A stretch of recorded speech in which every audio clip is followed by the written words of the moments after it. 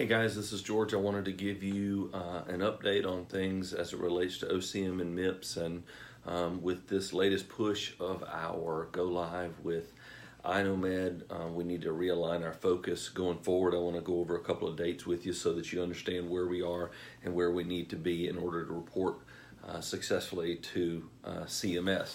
So on the OCM front, a couple of things. The clinical staging and data information that I'm providing to all the nurse navigators and MAs and providers, I have to report that to CMS no later than July the 6th. Because of the holidays, we'll try to do that right around the 1st of the month. And so any of the work that we need to get accomplished to get tightened up on any of our staging and clinical data needs to be done kind of a deadline towards the end of this month. And the requirement is that we have to have greater than 75% of our OCM patient population has to have complete clinical staging and data. And there is a document that will be sent out that outlines per cancer group all of the staging data that has to be documented in the structured fields, not just in the progress notes, but in the structured fields in Onco. And so we have to have greater than 75%, as I said. And so each navigator will get a list of their providers' patients with a breakdown of what staging and clinical data is needed for each patient so that that can get accomplished, and certainly reach out with any questions. But also, we will be closing out the next performance period at the end of this month on June 30th. And so I want to remind you about a few things related to OCM that we need to be staying on top of. Certainly OCM 1 with our hospital admits. What we can do there really and truly is just do everything we can from an education standpoint to try to prevent our patients from being admitted into the hospital. And of course we get scored based on that, and obviously you guys do a great job with that. It's just something top of mind to be thinking about. OCM 2 is those ED visits that do not result in an admission, an inpatient admission.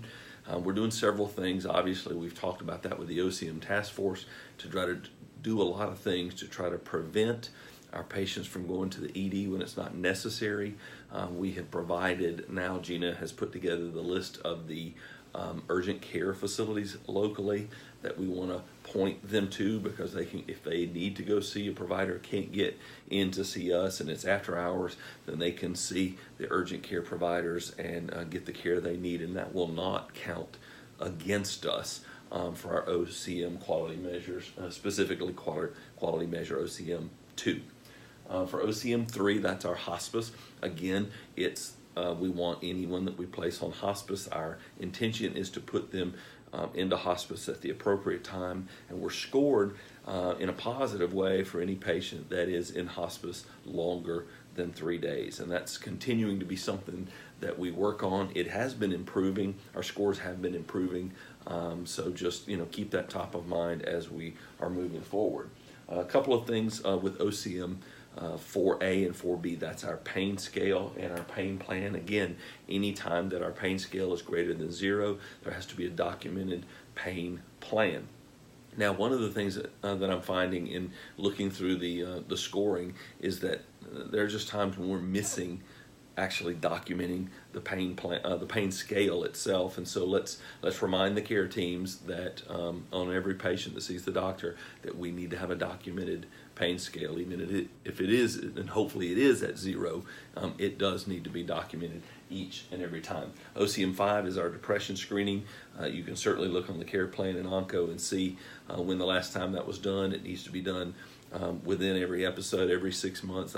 Gina and I have been talking, and I think she's going to implement a new standard of practice for us here to do that a little more often, maybe every 2 or 3 months. And I'm sure you'll be hearing from her about that soon.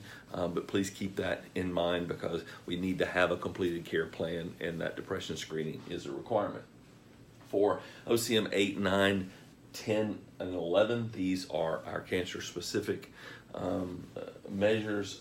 One of the things, if you can see this, is under each one in black, there's listed a couple of things there that would prevent us from even being identified in the software in Onco that these are patients that identify with that specific quality measure. For example, OCM 8 is our colon cancer one, and if there is not proper staging and a surgery date there, then Onco doesn't even know to put them in the denominator to see if we can even meet the measure. So certainly we need to make sure that that's done.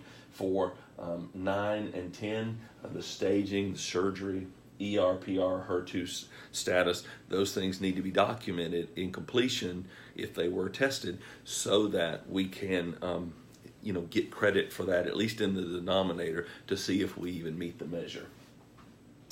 And the other one that I want to call out is specifically OCM 12, which is documenting the current meds.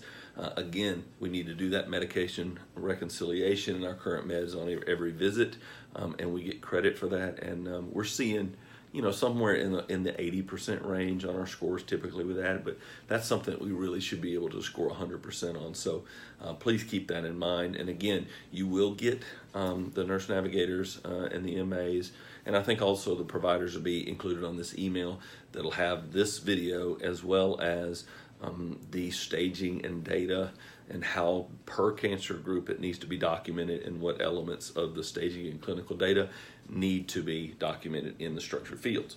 Now, the reason why we're talking about MIPS today is because our intention was, when we were going to go live next Tuesday on iKnowMed originally, that we would, once we get past really going live and getting comfortable, then we're going to work on a 90-day period between now and the end of the year, so that we could report our MIPS, because we have a choice. We can do it as a full year, or there's no penalty even just to do a subset of the year, a 90-day in a row period of time that we choose.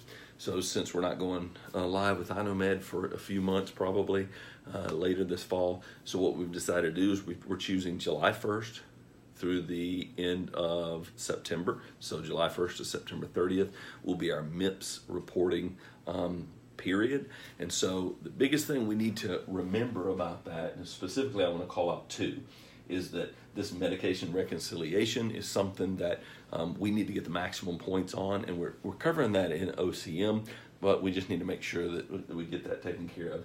And then patient-specific education. Patient education is something that we have not been getting the points for that we should and could, and I know that there's some pain points around that within Onco. It's not the smoothest platform, and it doesn't give the most comprehensive information without printing too many pages or something. But what I would recommend that you do is just refresh your memory about how that we get credit for that, and go into the help menu in Onco, and there are documents in there that, and I'll try to provide that link in this email, where you can see exactly the ways that patient education is, we get credit for it as it pertains to MIPS.